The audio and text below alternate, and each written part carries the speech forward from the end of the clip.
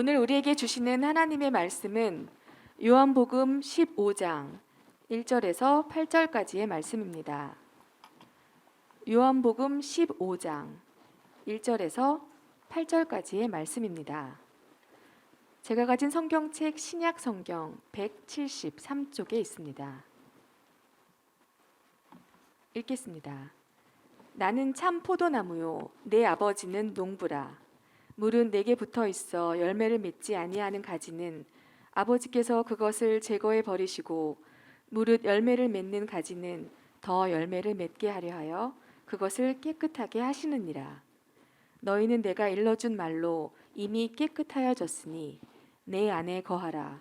나도 너희 안에 거하리라. 가지가 포도나무에 붙어 있지 아니하면 스스로 열매를 맺을 수 없음같이 너희도 내 안에 있지 아니하면 그러하리라. 나는 포도나무요 너희는 가지라.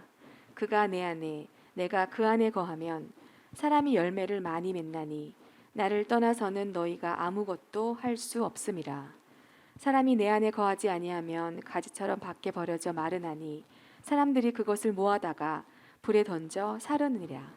너희가 내 안에 거하고 내 말이 너희 안에 거하면 무엇이든지 원하는 대로 구하라. 그리하면 이루리라.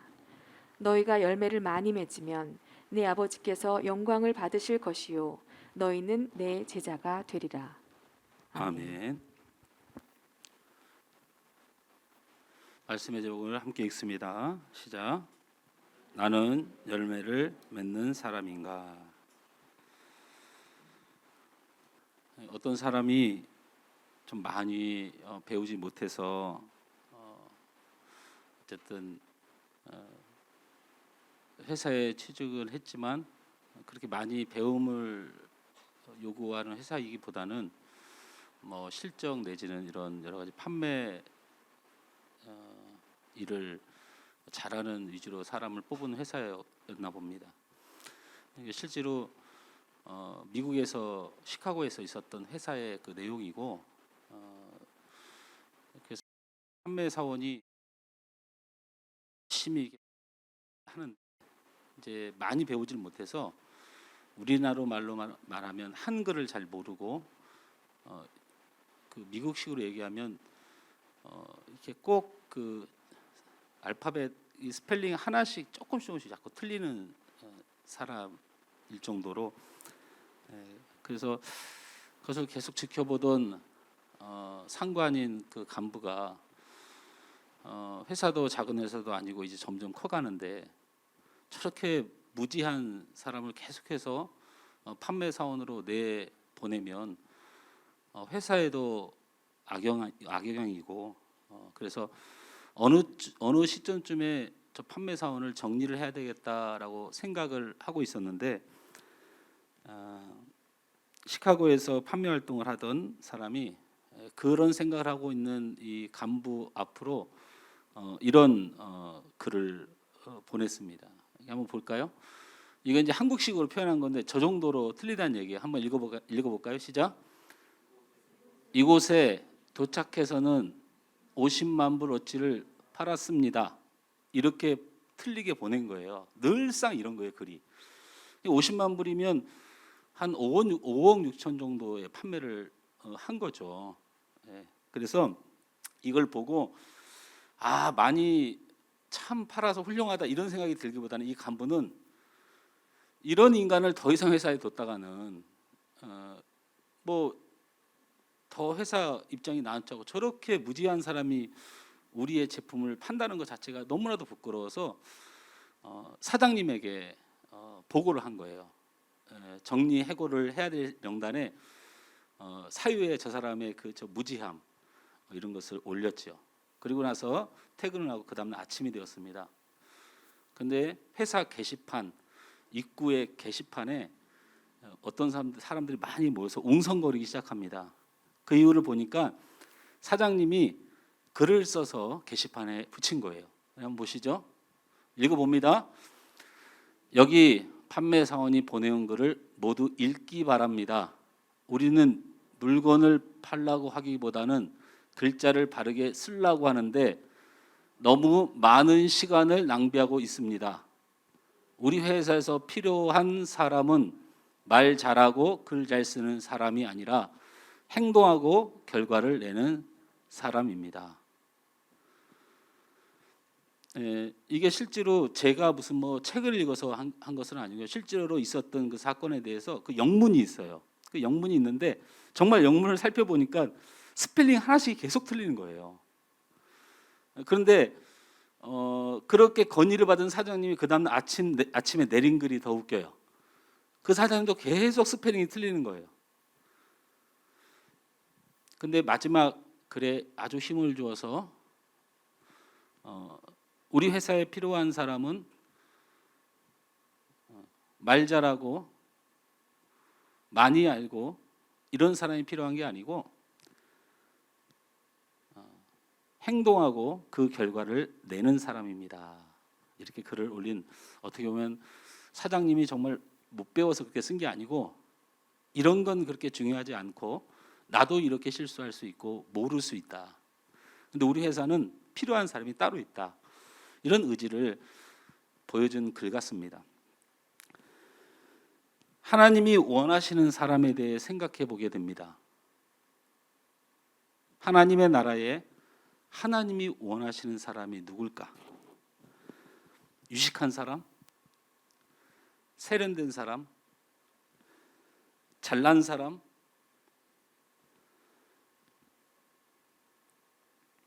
하나님은 하나님이 원하시는 열매를 맺는 사람을 기뻐하십니다. 하나님이 필요로 하는 사람은 하나님의 열매를 맺는 사람입니다.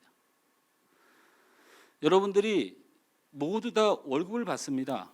그리고 우리는 모두 다 운동을 합니다.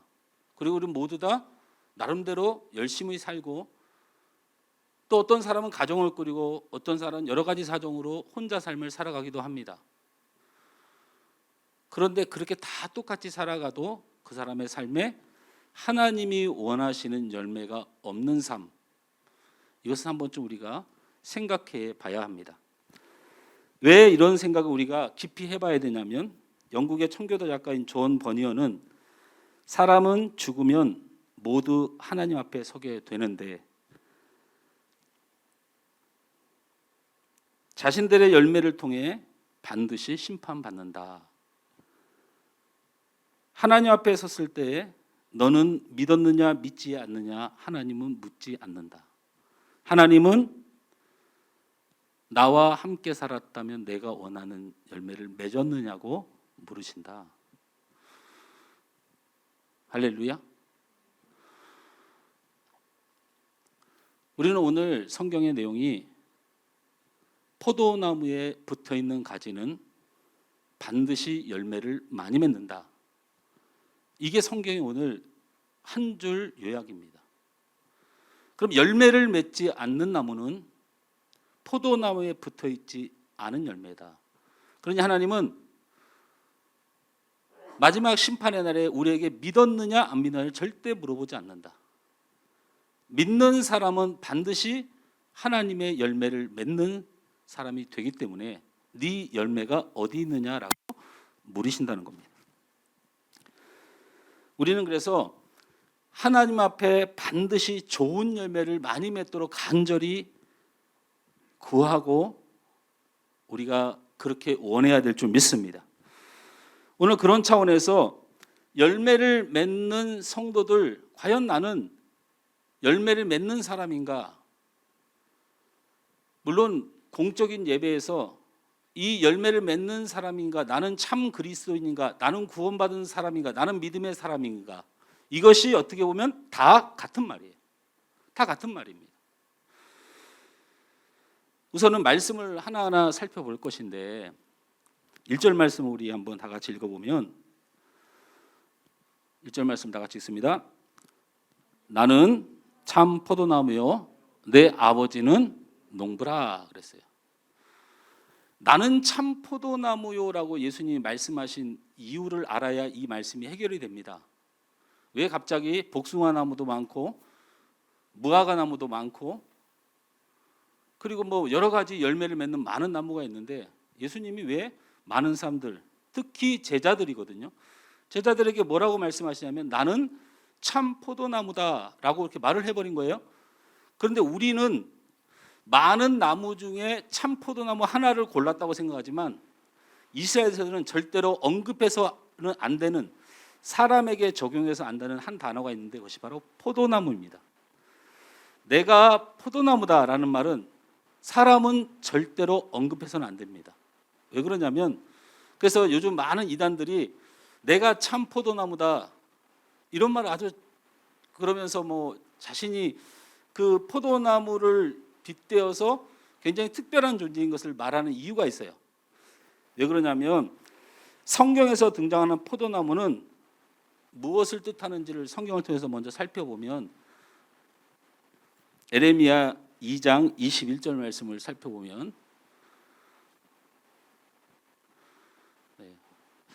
방송실 좀 뭐 하세요 거기서? 예? 그 남자친구 이런 거 문자 같은 거 거기서 하고 그러면 안 돼요. 자, 같이 읽습니다. 시작. 내가 너를 순전한 참 종자 곧 귀한 포도나무 심었거늘 내게 대하여 이방 포도나무의 악한 가지가 되면 어찌 됨이냐. 성경에서 포도나무는 뭐냐면 하나님이 택하여 좋은 열매를 맺으라고 선택한 이스라엘 백성을 뜻하는 단어예요. 이해가 되시죠? 하나님의 대업을 이룰 나라, 그것을 포도나무라고 불러요. 그래서 하나님께서는 이스라엘을 하나님의 영광을 나타내기 위해서 포도나무로 심으셨지만 결국 타락해서 좋은 열매를 맺지 못한다라고 성경은 기록하고 있어요. 그래서 시편 80편 8절에는 이런 말씀도 기록되어 있어요. 시작. 주께서 한 포도나무를 애굽에서 가져다가 민족들을 쫓아내시고 그것을 심으셨나니, 저게 무슨 뜻이냐면 포도나무가 거기서 열매를 못 맺으니까 다른 데 환경을 좀 바꿔서라도 심어 놓으면 거기서라도 좋은 열매를 맺을까 싶어서 하나님이 일하셨다는 거예요. 그래서 이스라엘 백성들을 이리 옮겨 심고 저리 옮겨 심고, 여러분 잘 알죠? 애굽에도 갔다가 저기도 갔다가 도저히 안 되니까 바벨론에도 보냈다가 하나님의 열매 좀 맺고 살으라고 이 이스라엘 포도나무를 계속 옮겼다고 성경은 이야기합니다. 그뿐만이 아니죠. 이사야서 5장 2절 말씀입니다. 우리가 같이 읽습니다. 시작. 땅을 파서 돌을 제하고 극산품 포도나무를 심었도다. 그 중에 망대를 세웠고 또 그 안에 술틀을 팠도다. 좋은 포도 맺기를 바랐더니 들포도를 맺었도다. 이게 무슨 말이냐면 이 땅 저 땅 옮겨서 어떻게든 좋은 풍경을 만들어 보려고 그렇게 힘을 쓰셨는데 그것도 모자라서 혹시 이 땅 속에 돌들 때문에 수분이 혹시 흘러가지 않나 싶어서 돌을 다 파헤치고, 혹시 짐승들이나 주변에 많은 환경들로 인해서 포도나무가 망가질까 봐 망대를 세워서 지킬 정도로, 무슨 나무를 세워 지킵니까? 하나님의 천사를 보내서 지켰다는 얘기예요. 망대를 세웠다는 얘기는. 그렇게 해서도 제발 좋은 포도나무 열매를 맺기를 원했으나 결국 너희들이 맺는 것은 들포도였다. 이게 무슨 말이냐면 먹지 못하고 먹어서는 죽는 열매만 맺었다라고 표현하고 있습니다.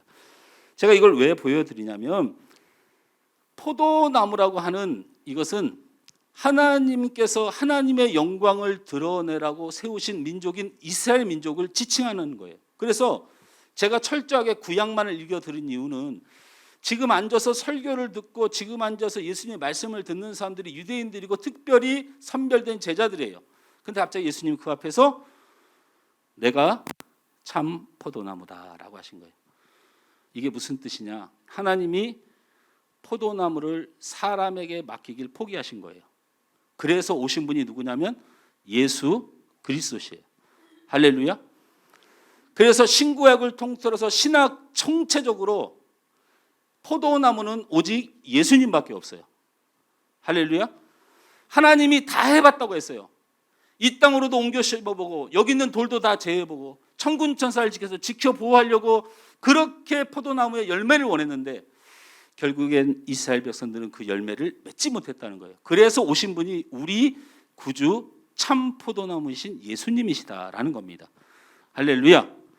그래서 오늘 굳이 말씀과 상관이 되어 있지만 예수님이 나는 참 포도나무다라고 말씀하신 것에 감동을 느끼려면 뭐 포도나무인데 어쩌라고, 이 정도 지식으로는 절대로 은혜를 받을 수가 없어요.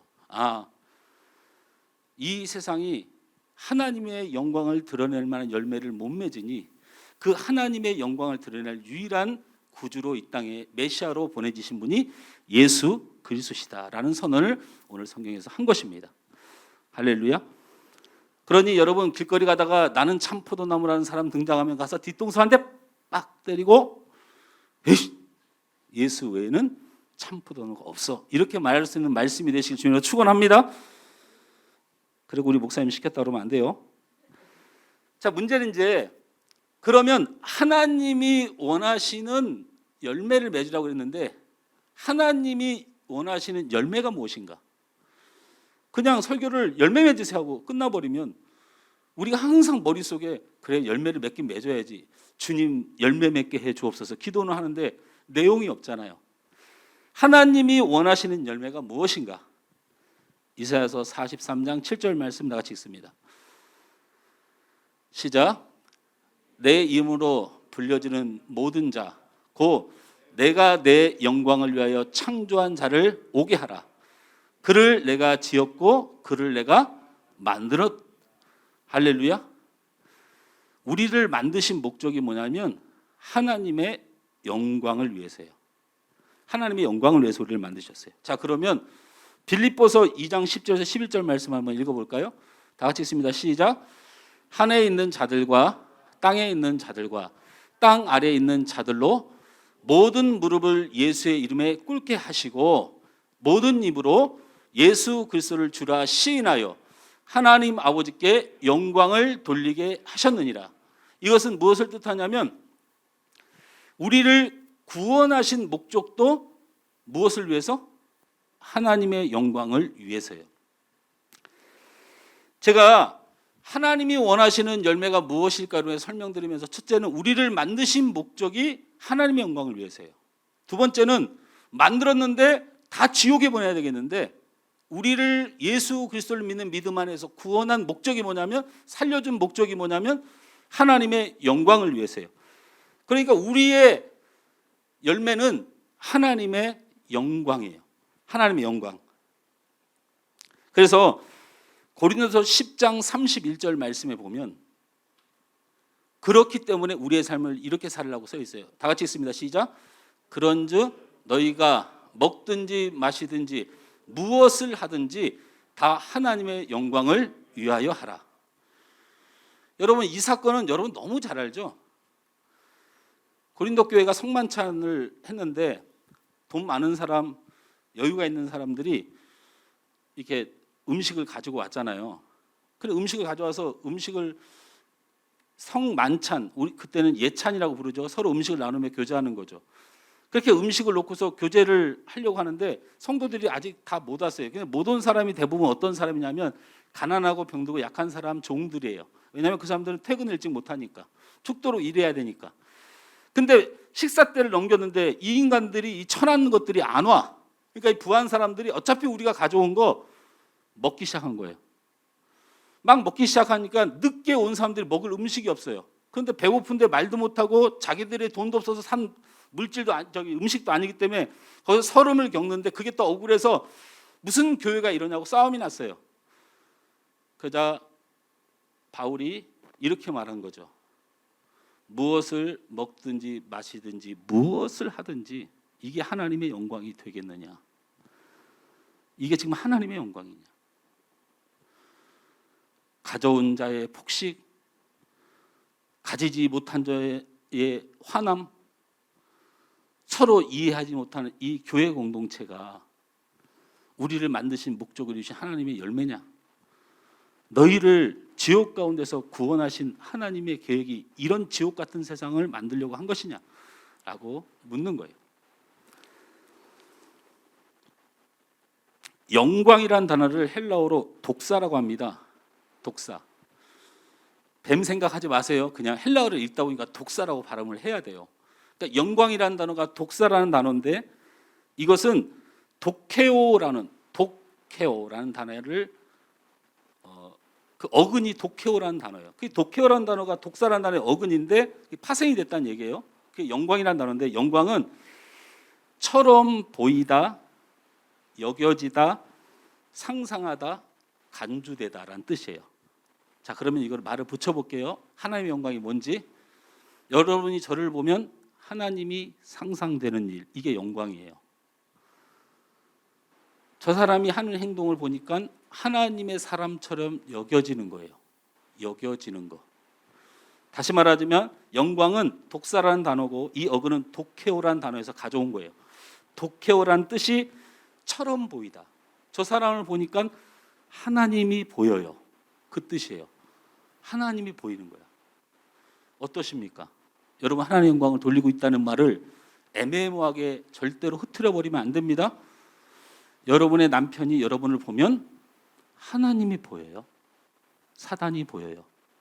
자, 나는 내 남편이 나를 보면 하나님이 보일 것 같다. 손. 마귀 새끼가 보일 것 같다. 손. 아무도 안 되는 건 뭐예요? 또 다른 게 있어요? 내 친구가 나를 볼 때 하나님이 보일 것 같다. 우리 예배팀이 서로를 볼 때 하나님이 보일 것 같다. 이게 하나님 영광 독사란 단어의 본질이에요. 자, 우리가 맺어야 되는 열매가 무엇이라고요? 우리를 통하여 하나님이 드러나 보이는 거예요. 우리가 이 땅에 만들어진 이유는 아담과 하와를 창조하셔서 우리 사람에게 모든 것을 맡기시고 이 세상을 다스리게 하셨어요. 아담과 하와가 대장대란 얘기가 아니고 잘 다스려서 혹시 그 피조물들이 묻거든 내 위에 하나님이 있어 라고 얘기하라는 거예요. 그런데 아담과 하와의 잘못이 뭐예요? 사단이 너 하나님이 있어라고 말하지 말고 네가 하나님이 될 수 있어 라고 말한 거예요. 이게 죄의 시작이에요. 그래서 하나님이 만드신 창조의 목적을 벗어난 하나님이 원하는 관역을 향하여 인생이 달려가야 되는데 그것을 벗어났다고 해서 이것을 죄라고 불러요. 죄의 원어를 해석하면 하나님이 원하시는 목적에서 벗어났다는 뜻이에요. 그래서요, 이건 조금 격한 표현이지만 살인자의 죄나 나를 통하여 하나님이 드러나지 않는 죄나 똑같습니다. 살인자를 보고 저 사람이 하나님 믿는 사람이라고 안 하잖아요. 근데 내가 교회에도 다니고 신앙생활하는데 나를 통하여 하나님이 보여지거나 하나님을 상상할 수 있거나 하나님이 저와 함께 있다고 간주할 수 없는 상황들이 발생하면 여러분 큰 죄를 짓고 있는 거예요. 이게 우리 인간 세상에서는 별 차별이 없어요. 남을 미워하는 게. 남을 미워하나 사람을 죽이나 인간 세상에서는 분명히 사람 죽이는 게 훨씬 더 큰 죄라고 말하지만 성경은 뭐래요? 뭐라고 말해요? 다른 사람을 미워하는 자는 살인하는 자라는 표현을 써요. 이게 하나님 앞에서 해석되어지고 보여질 심판이에요. 여러분 마음이 아주 악하게 뒤집어지는 현상에 대하여 그렇게들 한심하게 누워있으면 안 돼요. 내가 누가 미워지고 내가 내 상황이 견딜 수가 없고 내가 내 욕심으로 가득 차서 이 신음하고 고통하는 삶을 살아갈 때 가슴을 찢고 나를 통하여 하나님이 드러나고 나를 통하여 보여지고 내가 하나님처럼 여겨지지 못하는 상황에 대해 통회하는 심령이 있어야 합니다. 우리가 하나님의 영광을 돌리고 있는가? 우리가 하는 일에 하나님이 보여지는가? 여러분이 만나는 사람에 대해서 하나님의 향기가 나는가? 여러분을 통해서 하나님의 사랑, 하나님의 인자함, 하나님의 능력, 하나님에 대한 소망을 느끼는 것, 이것이 바로 하나님의 영광을 드러내는 삶입니다. 바로 이것이 하나님 우리에게 원하시는 열매입니다. 결국 이스라엘은 세상에 하나님을 드러내는 일, 하나님을 존귀케 하는 일, 하나님 높이는 일에 실패한 민족이고 우리 또한 그것을 실패하고 있습니다. 우리 전사님 오늘 어떻게 해서 오늘 찬양을 이런 찬양을 많이 골랐는지 저하고 설교를 교통한 적도 없는데 한국 교회의 실패는 하나님의 영광을 드러내지 못하고 있다는 데 있는 겁니다. 교회를 보면 하나님이 보여야 되고 성도를 보면 하나님이 보여야 되는데 교회를 아무리 봐도 믿는 사람을 아무리 봐도 하나님이 안 보이니 이 세상은 오히려 하나님을 조롱하는 것이죠. 하나님의 백성들이, 이스라엘 백성들이 하나님의 영광을 드러내지 못할 때 많은 사람들은 우리를 조롱하는 게 아니고 하나님을 비웃는 성경의 역사를 기억해야 됩니다. 여러분, 하나님은 계속 비웃음 당하면 절대 참지 않습니다. 참지 않아요.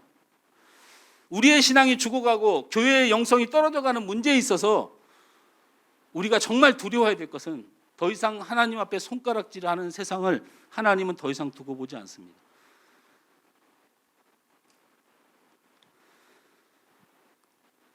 그래서 오신 분이 참 포도나무이신 예수님입니다.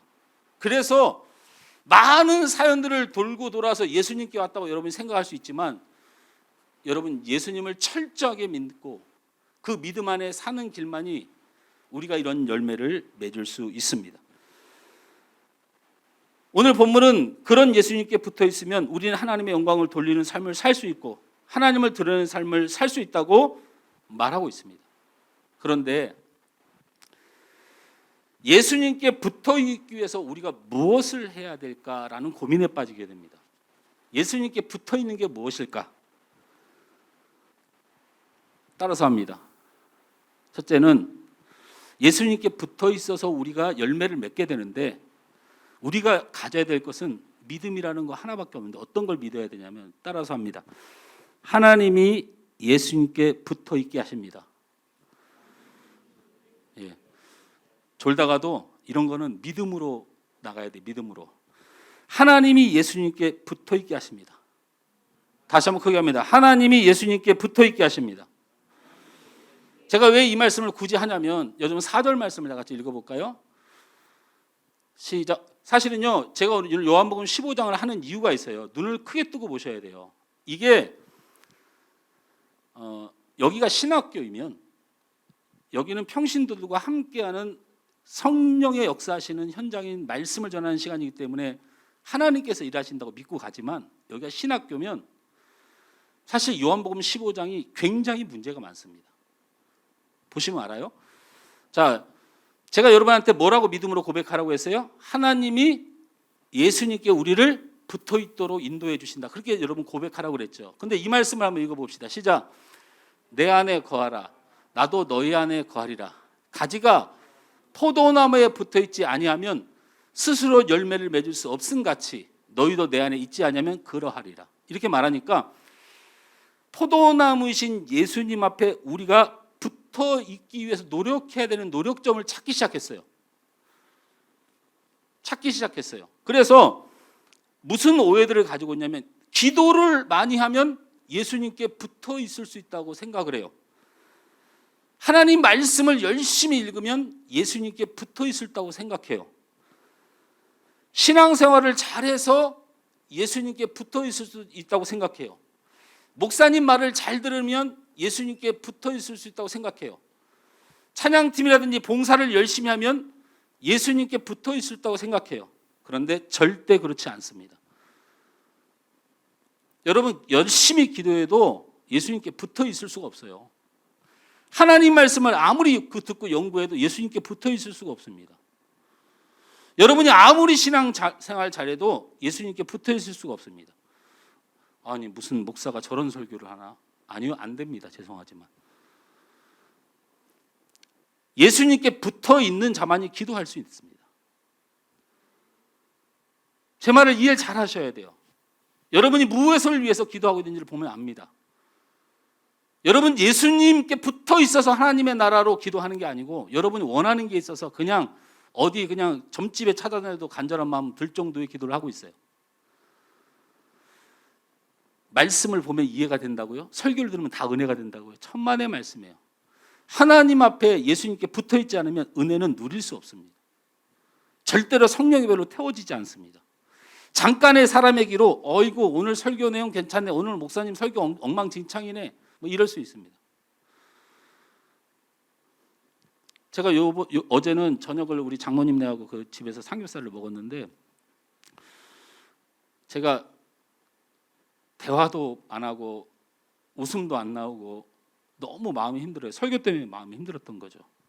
근데 설교 때문에 마음이 힘든 이유가 설교 준비가 안 돼서 힘든 게 아니고, 우리 딸이 저한테 며칠 전에 운전을 하고 가는데, 아빠, 요즘 힘들어? 그래서 내가 왜? 그랬더니 아니 그냥. 그래서 내가 가만히 있어요. 좀 있다가 또 아빠 요즘 힘들어? 아니 그러니까 왜?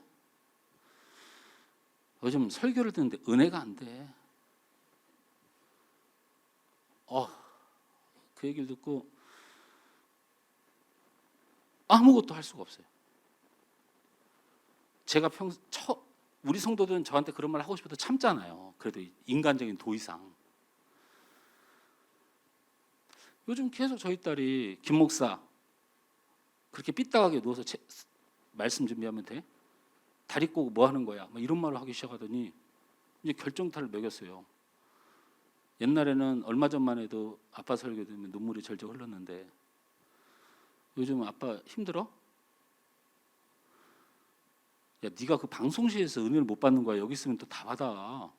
주 일하는 것 때문에 못 받는 거 그런 생각이 막 들다가 화가 나는데 회개도 되더라고요. 그런데 제가 다시 말씀드리지만 말씀의 은혜를 받고 싶은 게 아니고 여러분이 귀에 들리고 그냥 여러분이 그냥 마음에 드는 걸 선택하는 것이 말씀을 듣는다고 생각하는데 예수님께 접붙이지 않으면 절대로 은혜는 받은 것처럼은 보이나 역사하는 힘은 없는 거예요. 다시 말하지만 기도로 예수님께 접붙이는 게 아니고요. 말씀으로 접붙이는 게 아니고요. 신앙생활로 예수님께 접붙일 수 있는 게 아니에요. 하나님이 참 포도나무신 예수님께 접붙여 주셨기 때문에 기도가 나오는 거예요. 하나님이 참 포도나무이신 예수님께 우리를 붙여 주셨기 때문에 우리는 말씀의 은혜를 누리는 거예요. 그래서 하나님이 여러분을 접붙여 주시는 거지 우리가 접붙이기 위해서 노력할 게 없다라는 말씀을 드리고 싶어요. 이 4절 말씀에 예수님이 내 안에 거하고 내 안에 거하지 않냐면 너희는 열매를 맺을 수 없고 뭐 이렇게 자꾸 얘기하니까 우리가 뭔가 예수님 앞에 접붙이기 위해서 막 설교들 보면 막 우리가 예수님의 가지에 붙어 있기 위하여 기도하여야 됩니다. 예수님께 붙어 있기 위하여 우리가 신앙생활 잘해야 됩니다. 그러면 우리의 공로지 어떻게 그게 복음이에요? 하나님이 우리 같은 죄인을 열매 맺을 수 없고 하나님의 은혜를 누릴 수 없는 우리를 불쌍히 여기셔서 포도나무신 예수님께 접붙여 주셔서 우리에게 은혜의 생활이 있습니다. 할렐루야. 그러므로 우리가 해야 될 신앙생활은 뭐예요? 그걸 믿고 뭐 하는 거예요? 감사하는 겁니다. 감사하는 거예요. 감사하는 겁니다. 우리의 심령에 하나님께서 하나님의 생명을 쏟아붓게 하세요. 여러분, 제가 전에도 그런 말씀을 드렸는지 모르겠지만 여러분 감사헌금 하신 분 오늘 나 감사헌금 했다. 예, 우리 사모는 감사헌금 했는데 왜 하셨어요? 예? 아니 말 장난하지 말고 감사헌금 왜 했냐니까 감사해서 했다는 건 지금 뭔 얘기를 하는 거야? 물어보기도 싫다 그냥. 우리가 이제 지금 한 달 사이에 우리 성도들이 이 작은 성도 이렇게 작은 교회가 우리가 한 1,000여만 원의 선교비를 특별 선교비를 지원해서 보냈는데 신기대 선교사님이 다음 주에 오셔서 설교를 하시는데 제가 전화를 했어요. 신 선교사님 저희 교회 와서 말씀 좀 전해 주세요. 그랬더니 목사님 저 드디어 필리핀 들어갈 수 있게 됐어요. 왜 아멘을 안 해요? 얼마나 눈물로 기도하고 있는데 필리핀 들어갈 수 있게 됐어요. 근데 마침 7월 중순에 들어가게 됐어요. 그래서 제가 그럼 바쁘지 않으면 6월 마지막 주 저희 교회 와서 말씀 좀 전해주시고 함께 기도해요. 그렇게 부탁했더니 고맙습니다. 그래서 내가 그랬어요. 우리 성도들이 십시일반 성경을 좀 모았는데 제가 그날 드리는 게 나을 것 같아요. 감사해서. 그랬더니 그 얘기를 듣더니 필리핀에 들어가면 개인 비용을 들여서 2주간 자가격리를 해야 되는데 우리가 선교할 금액이 딱 그 금액이라는 거예요. 이래도 아멘을 안 해. 우리 교회는 정확히 하나님이 역사하세요. 정확히. 저는 하나님 앞에 갖고 있는 생각이 우리가 할 수 있어서 열매를 맺는 게 아니고 하나님이 다 철저하게 구별하시고 계획해서 이루시는 하나님이신 줄 믿습니다. 그래서 여러분 마음속에 해야 될 것은 감사예요. 감사. 자, 두 번째는 2절 말씀에 대한 부분에 대해서 한번 살펴볼게요. 2절 말씀을 다 같이 읽습니다. 시작. 무릇 또 잠깐만요. 예, 방송 좀 봐요. 저 봐죠. 우리 딸인데 저렇게 실수를 해요. 자, 여러분 성경 봅니다. 불쌍히 여기시고 성경 봅시다. 15장 2절 다 같이 읽습니다. 시작. 무릇 내게 붙어 있어 열매를 맺지 않은 가지는 아버지께 그것을 제거해 버리고 무릇 열매를 맺는 가지는 더 열매를 맺게 하려 하여 그것을 깨끗하게 하시느니라. 이렇게 하니까 이제 무슨 생각이 드냐면 찍어서 버린다는 말이 머리에 계속 맴돌아요. 우리 성도들이. 여러분 그런 거 뭐 불에 불구덩이에 던져버린다 해서 막 그냥 목사님들이 그냥 강단에서 그냥 믿음 생활 똑바로 하면 안 하면 그냥 찍어서 그냥 버린다고 그냥 이렇게 얘기를 하잖아요. 우리는 버림받지 않습니다. 여러분 복음을 믿으세요. 제발 사람의 잔재주를 믿지 말고. 그래서 우리는 버림받지 않는다는 건 우리는 반드시 열매를 맺는다는 얘기예요. 그래서 우리는 열매가 뭐라고 그랬어요? 하나님의 영광이라고 그랬잖아요. 하나님의 영광이 뭐라고 그랬어요? 나를 통해 하나님이 보인다는 거예요. 하나님의 귀한 일이 찬양되어진다는 거예요. 야, 저 사람 하나님 믿는 사람이었어? 야, 저렇게 암에 걸려서 죽어가는데도 저렇게 믿음 안에 있는 저 모습을 보니까 나도 저렇게 죽고 싶다. 호스피스 병동 가면요 다 믿는 사람은 오는 것 같죠? 근데 희한하게 호스피스 병동을 가면 다 예수를 믿어요. 왜? 하나님의 영광을 드러내는 사람이 거기 있어서 그래요.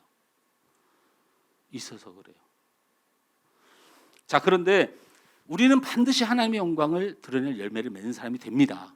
근데 오늘 성경은 좀 두렵잖아요. 2절 다시 읽어보면 좀 두려운 마음이 들잖아요. 그런 마음으로 읽어봅니다. 시작. 물은 내게 붙어 있어 열매를 맺지 아니하는 가지는 아버지께서 그것을 제거해 버리시고, 이 말 때문에 내가 하나님의 영광을 못 드러내고 있거든. 내가 지금 오늘도 그냥 내 남편 때문에 그냥 내 아내 때문에 속이 뭉그러져 가지고 그냥 으이씨 하고 나오는데 이게 하나님 영광도 아니고, 오늘 찬양팀 연습을 하면서 마음에 안 들어가지고 그냥 속 터졌는데 그냥 이거 하나님 영광도 아니고, 아니 하루에도 하나님 영광을 수없이 가리는데 그럼 우리는 제거되는 대상이네라고 말씀을 보고 느낄 수 있는 부분이에요. 근데 이건 잘못된 번역이에요. 그래서 여러분 집중하시라는 거예요. 집중, 말씀을 집중하라. 왜 잘못된 번역이냐면, 조금 말씀을 여러분한테 전해드리면, 열매 맺지 않는 나무를 제거해 버린다고 말씀에 나와 있긴 해요. 이 말씀을 보고 내가 예수를 잘못 믿으면 버림당할 수 있겠구나라고 생각할 수도 있고, 하나님께서 하나님 앞에서 우리가 실수하거나 우리가 악한 행실을 우리가 하거나 우리 마음속에 하나님이 기뻐하지 않은 일들이 생기면 우리도 같이 두려움을 느끼죠. 왜? 우리는 버림받을 수 있고 심판받을 수 있다는 두려움을 가지고 있습니다. 말씀을 보면 열매를 맺지 못하는 나무는 가지는 제거해 버린다고 쓰였지만, 예수님의 제자들에게 하신 말씀이니까 들어보세요. 예수님의 제자들을 예수님이 제거하지 않습니다. 제거하지 않아요.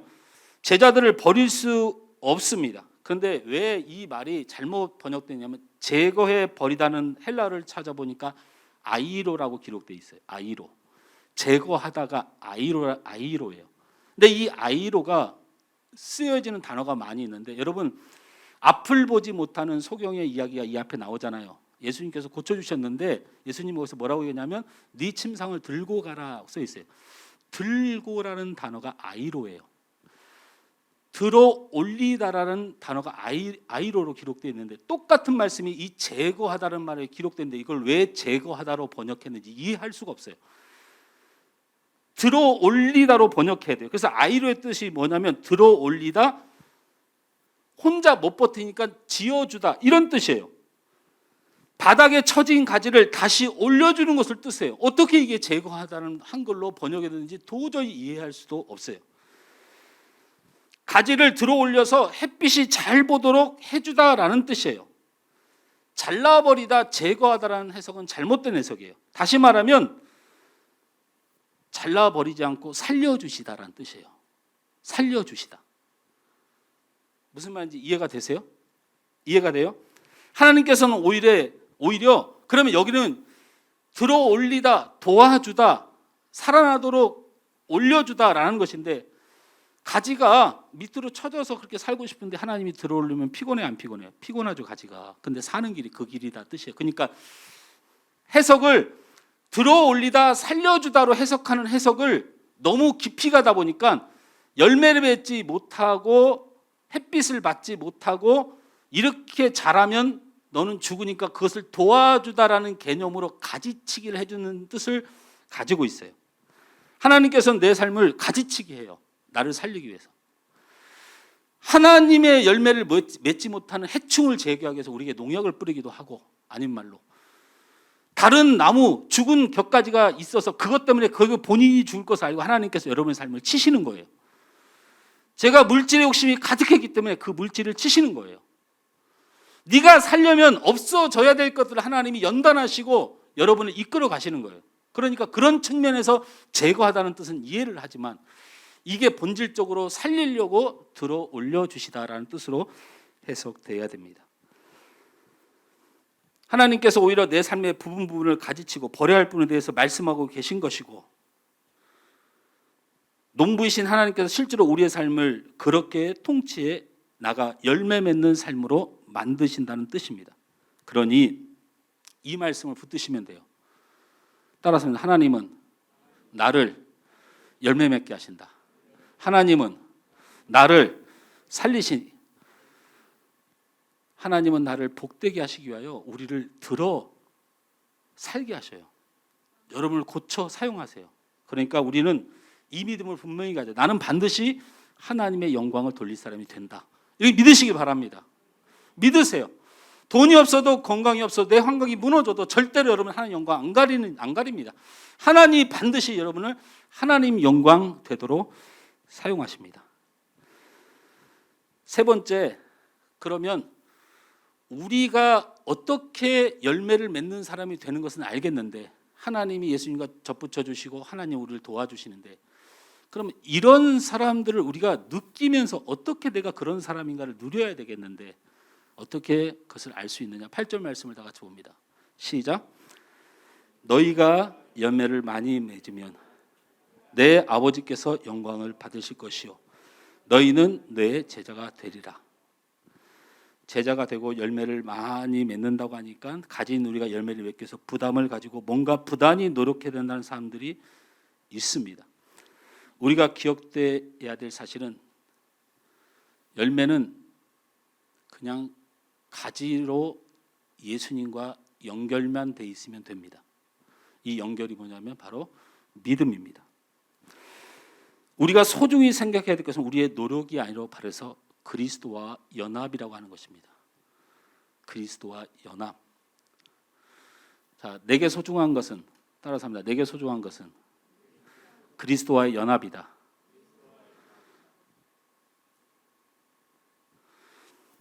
우리 성일 형제하고 저 형제잖아요. 성일 형제하고 저하고 형제예요, 형제. 형제인데 형제는 뭘로 설명해야 되는 게 아니에요. 그냥 여러 가지 마음이 들어요. 제가 좀 죄송한 말이지만 우리 성도들이 소중하지만 형제는 좀 달라요. 핏줄은 좀 다르죠. 부모님 좀 다르죠. 내 자녀는 다르잖아요. 바로 이런 관계를 연합이라고 불러요. 그리스도와 연합한다는 건 그리스도와 무관하지 않다라는 표현입니다. 저는 여러분에게 묻고 싶어요. 여러분이 택함 받은 사람인지, 여러분이 하나님이 여러분의 핏줄이고 하나님이 여러분의 아버지인지 묻고 싶고, 예수님이 우리의 친구이기도 하면서 우리의 형제이고 우리를 이 세상에 누구보다 사랑하신 주님을 알고 사는지에 대해서 묻고 싶은 거예요. 우리는 무엇만 해결되냐면 내가 그런 심령이 되어 있으면 돼요.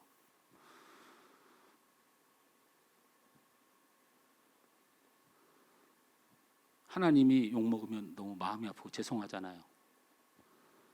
그리스도와 연합된 사람의 심령이에요. 아버지가 욕먹으면 속상한 것처럼.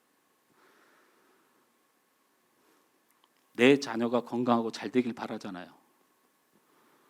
하나님께서 이 땅에 베푸는 하나님의 일들이 잘 되길 바라는 마음이 있는 자들. 여러분 마음에 하나님의 가정에 그리스도의 가정이 있는지를 살펴보셔야 돼요. 교회 와서 무슨 일을 할 것이 없는지, 내가 사랑할 것이 없는지, 내가 하나님의 일을 좀 할 것이 없는지 이 마음이 그냥 드는 게 아니고,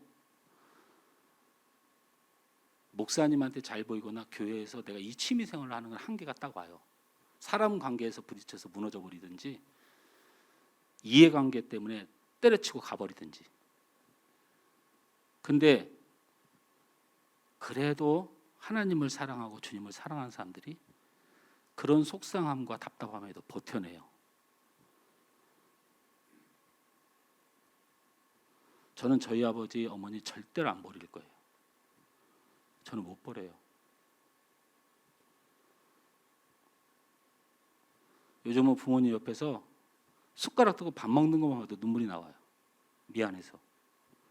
이렇게 떠나실까 봐. 그래서 그렇게 기도가 나와요. 이 모습 오래 봤으면 좋겠다. 쭈그러들고 노인이 다 돼가서 먹는 것도 늘 탈나는 부모지만, 여러분 하나님을 그런 마음으로 사랑하는 사람이 있다면 그 사람은 열매를 많이 맺을 수밖에 없어요. 특별하게 내가 하는 행위로 하나님과 연관시키지 말고 내가 하나님을 얼마나 사랑하는가. 여러분 주님 사랑하는 사람 되면 여러분 열매 반드시 많이 맺습니다. 우리는 하나님이 원하신 열매를 맺어야 합니다. 그것은 하나님의 영광을 돌리는 삶입니다. 나의 국가 안에서 하나님의 영광을 돌리는 여러분 되실 줄을 축원합니다.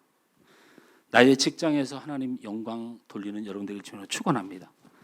나의 가정에서 하나님의 영광 돌리는 여러분 되길 주로 축원합니다. 나의 교회에서 내가 대하는 사람들에게 하나님의 사랑이, 하나님의 위대하심이, 하나님의 존귀하심이 나를 통하여 드러나고 나타나 높임이 되는 귀한 역사가 있기를 주로 축원합니다. 우린 이러한 하나님의 영광의 열매를 위해서 이 땅에 있고 살고 주님 오시는 날까지 그 기간을 주신 것입니다. 하나님께 감사한 건 우리 남은 인생 주님 오시는 그날까지 우리에게 하나님 영광을 드러내며 회복된 삶을 살려고 시간을 주신 겁니다. 여러분이 생명을 갖고 있는 유일한 이유도 바로 그 하나님의 영광을 위해서입니다. 우리 이러한 하나님의 영광을 위하여 하나님의 열매를 맺게 하신 참 포도나무이신 예수님을 믿어야 합니다. 예수님께 붙어 있는 것은 농부신 하나님이 부주셨으니 감사하며 사시길 주님 축원합니다. 감사하며 사십시오. 우리를 살리시는 가지치기를 통해서 하나님은 우리를 반드시 열매 맺게 하시니 여러분 삶의 고난 중에 기뻐하십시오. 할렐루야. 기뻐하셔야 됩니다. 가지치기 중인데 왜 불만이 많으세요? 여러분 살려주시려고 하는 건데. 잘 안 되고 고통이 있고 아픔이 있으면 우리 하나님께서 반드시 우리를 살리시려고 하시는 일이라고 믿으시길 바랍니다. 그러니 우리는 슬퍼할 것이 아니고 기뻐해야 된다는 것입니다. 그 열매는 가지의 능력이 아니라 참 포도나무이신 예수님과 믿음의 관계를 가지면 열매를 반드시 맺습니다. 주님 사랑하고 하나님 사랑 때문에 버티십시오. 사단의 역사에 넘어가지고 하나님의 영광을 가리는 그런 심령을 우리에게 쏟아붓는 그 일에 우리의 마음을 닫고 예수가 우리 안에 역사하실 수 있도록 그 주님 사랑하는 마음으로 무엇이든지 견뎌내십시오. 하나님은 우리의 인생을 가지고 장난치지 않습니다. 여러분의 인생 심심해서 이리 놀려보고 저리 놀려보고 하지 않습니다. 절대로 하나님이 여러분에게 실수하지 않습니다. 로마서 8장 30절 말씀에 또 미리 정하신 그들을 또한 부르시고 부르신 그들을 또한 의롭다 하시고 의롭다 하신 그들을 또한 영화롭게 하셨느니라 약속하셨습니다. 로마서 8장 38절에 39절 말씀에 내가 확신하노니 사망이나 생명이나 천사들이나 권세자들이나 현재이나 장래이나 능력이나 높음이나 깊음이나 다른 어떤 피조물이라도 우리를 우리 주 그리스도 예수 안에 있는 하나님의 사랑에서 끊을 수 없으리라. 할렐루야. 우리는 버려지거나 끊어지지 않습니다. 우리는 이 은혜와 사랑을 받아 누리며 감사하고 기뻐할 수 있게 되길 주님으로 축원합니다. 믿음을 가지셔야 됩니다. 우리가 이렇게 해서 주시는 주님의 범사에 그 주님을 인정하고 진심으로 믿기만 하면 우리는 반드시 열매를 맺는 역사가 내 안에 이루어질 줄 믿습니다. 반드시 하나님의 영광을 돌리는 존재가 되는 성도들이 될 것입니다. 오늘 찬양 함께 하면서